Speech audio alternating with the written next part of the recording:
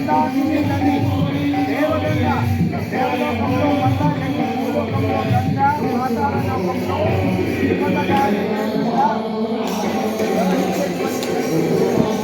నదీ జలాన్ని ఇక్కడికి రప్పించినాడు బాబా. ప్రపంచంలో ఉండేటువంటి తీర్థాల్లో ఉండేటువంటి నీళ్ళకి దీనితో అనుసంధానం బాబా చెప్పేవాడు. అటువంటి పుణ్యతీర్థము మీరు ఉన్నటువంటి వారం రోజుల్లో కనీసం ఒక్కసారైనా కొత్త వాళ్ళు వచ్చిన వాళ్ళు ఇందులో స్నానం ఆచరించండి. ఇందులో రాత్రి సమయంలో దేవతలు స్నానం ఆచరిస్తారని బాబా అనేక మార్పులు లేఖల్లో చెప్పాడు, భక్తులకి చెప్పాడు.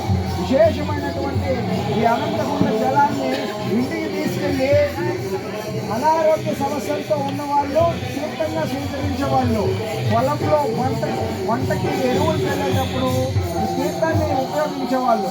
మూడవది పశు సంపద ఉన్న వాళ్ళకి, ఆవులకి కానీ ఇతర జంతువులకి ఏదైనా ఆరోగ్య సమస్య వస్తే ఈ నీళ్లతో ఆరోగ్య సమస్యలు తీర్చిపోయేలాగా అనేక లీలలు జరిగినాయి. ఈ తీర్థము అనంతకుండ నీళ్ళకి అంత శక్తివంతమైనటువంటి తీర్థం అన్నమాట. ఇందులో నారాయణ సాలగ్రామాలు కొన్ని వేలున్నాయి లోన.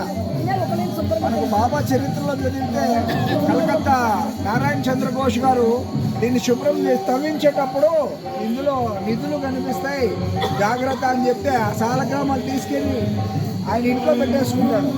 3 రోజులు పూజ చేసిన 3వ రోజు పూజ చేసిన తర్వాత ఆటోమేటిక్గా అదృశ్యమైపోతుంది.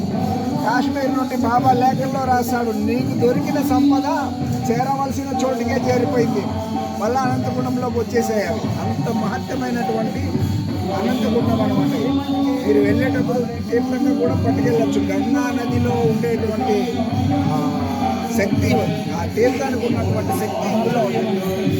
అది బయటికి నీళ్లుగా కనిపిస్తాయి. దీంట్లో ల్యాబ్లో టెస్ట్ చేస్తే ఎముకల్ని కరిగించేటువంటి, మనకి రాళ్ళకి ఎముకల్ని రాళ్ళని అరగించే శక్తి ఉండే నీళ్లు ప్రత్యేకంగా ఉంటాయి అన్నమాట.